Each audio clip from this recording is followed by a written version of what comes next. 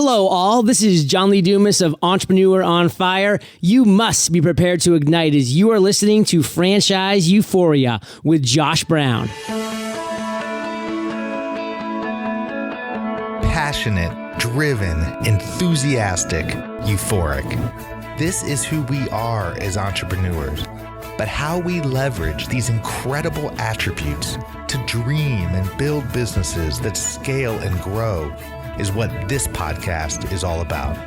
Hello, I'm attorneypreneur Josh Brown, and welcome to Franchise Euphoria.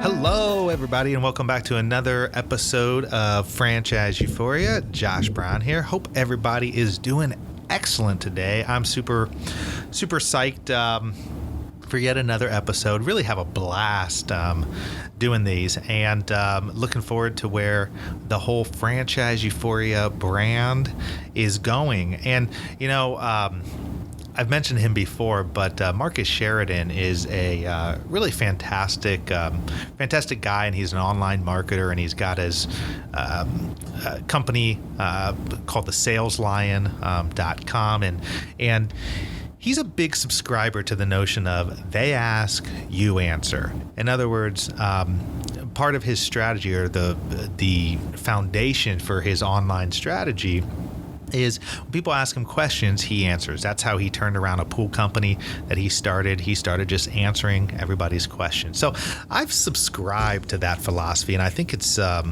really, really great way because, you know, people have a lot of questions about certain things, and I do my best to try to answer them. And in keeping with that philosophy, one of the questions that I'm getting a lot is, how do you know if a franchise is right for you? You know, how someone will come to me and say, hey, I'm considering this franchise, I'm considering that franchise. How do I know if it's right? Well, the reality is, I mean, franchises are complicated yet simple. I mean, the best ones have spent years fine-tuning their processes, their systems, their brand, and their marketing so that their franchisees can essentially follow a script and prosper. And this is really the best case scenario. But unfortunately, what often happens is that there's systems out there where they don't really have the infrastructure. They don't really have the systems or the processes or the brand to back up all the hype. And these are the franchises that you must avoid. And hence the question, how do you know if it's right? I mean, just because the franchise business you're interested in is doing something that appears to be making money, always remember that that is just one part of the equation of what you are actually purchasing. The bigger piece is, do they have the system and follow through and the infrastructure to make your business life easier? After all, that's really what you're paying for. I mean, you are buying a system, a process, a proven model so that you don't have to recreate the wheel yourself, or at least you are in theory. So how do you know if a franchise is right for you? Well, I've come up with 6 things to consider before you decide on a franchise. Number 1 is, have you met with a broker, consultant, attorney, and or accountant? You know, most people do research online and then immediately start communicating with various franchisors to gather information about the business. The problem with this approach is that you'll never get all the information that you need. Now, asking the franchisor for all the information on the franchise will not get you all the information. Rather, you'll get their information, which will likely be heavy on optimism and lacking in real true transparency.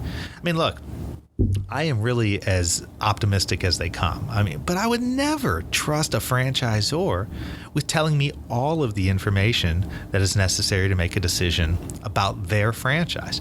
They simply have too much at stake and cannot be objective. I mean, the same holds true for many broker consultants. I've talked about it before on my show. I have some great consultants that I've gotten to know, and they're fantastic, and they're honest and very good at what they do.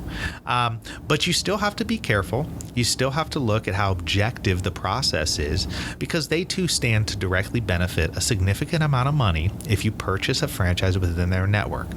And there's nothing wrong with that.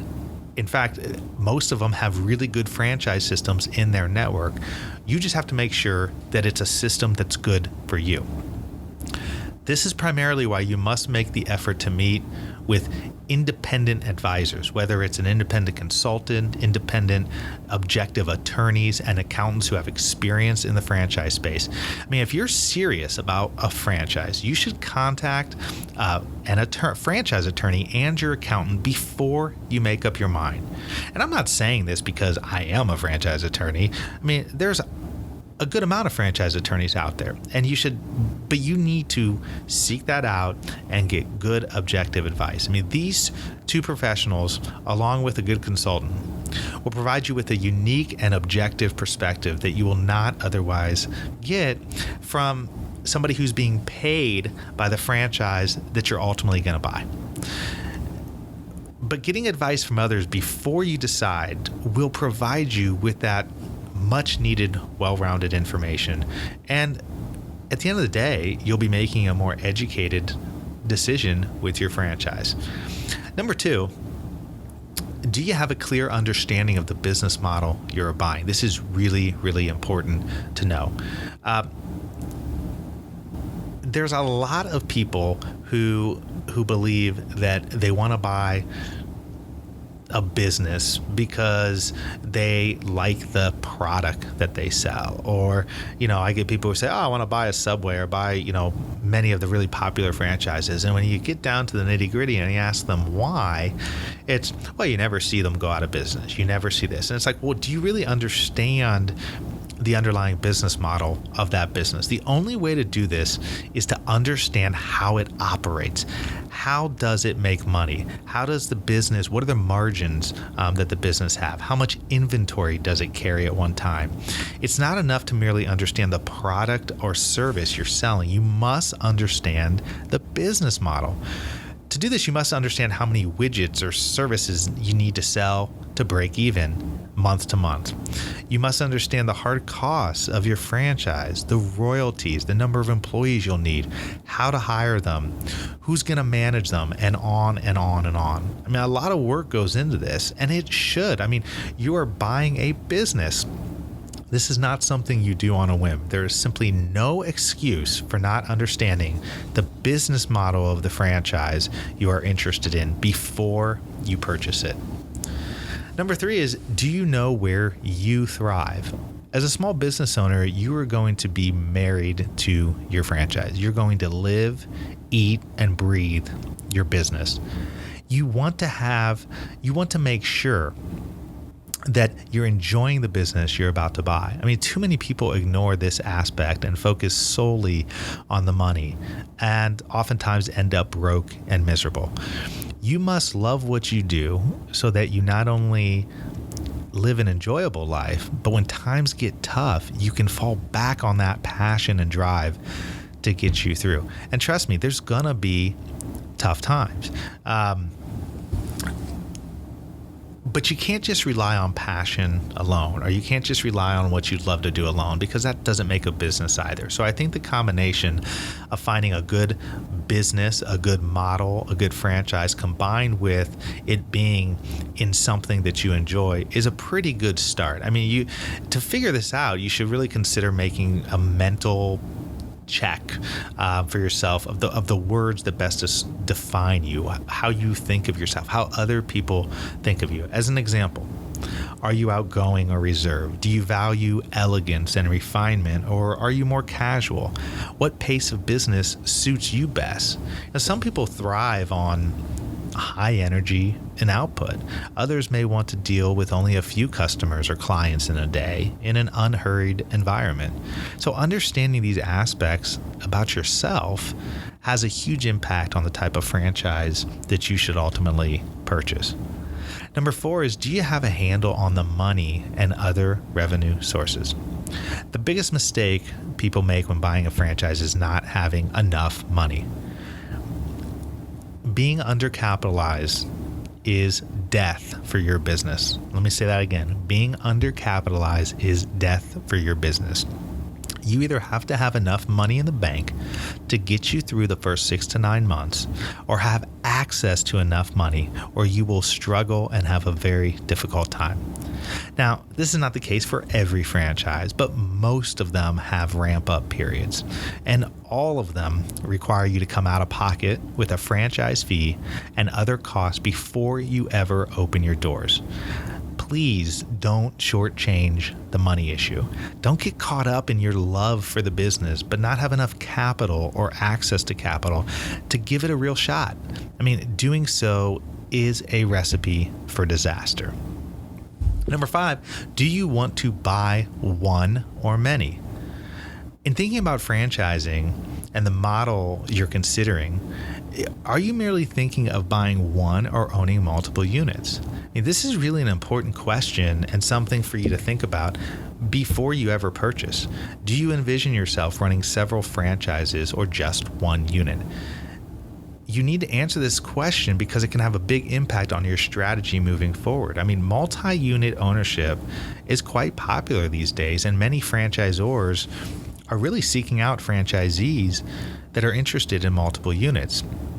That's because there's certain advantages to owning multiple units, not only for the franchisees who oftentimes will get the economies of scale and will have the benefit of having more than one unit, but for the franchisors. I mean, if you're a proven operator in your system, it's natural for a franchisor to want to have you own more units because you've shown that you're an effective operator. And so from that perspective, a lot of franchise systems now are looking for multi-unit owners. But you have to ask yourself, is that what you really want? I mean, you might be the type of person that just wants to run one business, one location, and not have to deal with multiple units. Ask yourself this at the start of the equation, and it will be instrumental in how you get into a franchise system. Number 6, have you spoken to other franchisees and former franchisees? Never buy a franchise without speaking to as many franchisees and former franchisees of that system as possible. I mean, you must speak to these people and ask questions, lots of questions. And I don't have it off the top of my head right now, but I've got, I think, several lists. If you go to indiefranchiselaw.com and click in the search box for franchise questions, you should be able to pull up a number of questions that I've put out in blog posts that you can ask to current and former franchisees. I mean, there are undoubtedly just limitless questions, but what you really want to focus on is you want to focus on how long they've been operating. If you're talking to a current franchisee, you want to focus on how long they've been in operation. You want to pay attention to their geographic location. You want to find out what their experience has been overall, and then you want to dive more into the details. And I think it's important to meet face-to-face with these people as well, if it's geographically reasonable for you to do so. If it's within a 2-3 hour driving radius, I'd say go and try to meet with people, because you'll get much more information and much better information than you will by just talking to somebody over the phone. So you really must speak to franchisees and former franchisees. And I mean, you can find that information out from the franchise disclosure documents. You can ask the franchisor, and you can just do a Google search and find a number of franchisees in your area if the system if the franchise system is somewhat established. Well, I mean, there are undoubtedly other things that you must do before you buy a franchise. I've talked about them quite a bit on this podcast. I have an ebook called What to Know Before You Buy a Franchise that you can download for free by just going to my website. But these 6 things will certainly help you along the way. And you just always need to remember that buying a franchise is really the start of a marathon. I mean, most franchise agreements are 10 or 15-year terms. And so don't rush into a system that you later regret and are going to have difficulty exiting. With franchising, it's always better to take your time, thoroughly vet the system, and then make a decision. So hopefully this is helpful to you, at least for those of you out there considering franchising, considering getting into the franchise space. As always, I'd love to hear from you. You can email me at josh@franchiseeuphoria.com. You can also find me on social media, but I love to hear from my listeners. And if you have other questions with regard to buying a franchise or turning a business into a franchise, or really anything related to the franchise space, please send it along and I will do my best to help you out. And until the next time, happy franchising.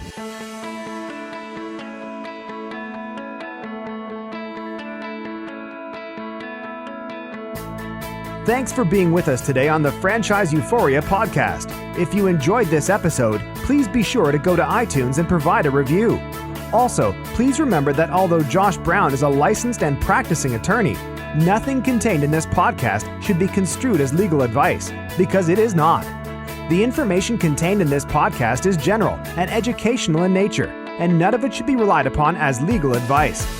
That being said, if you have questions for Josh and would like to contact him, please email him at josh@franchiseeuphoria.com. Thank you so much for listening, and we hope you tune in to our next weekly episode.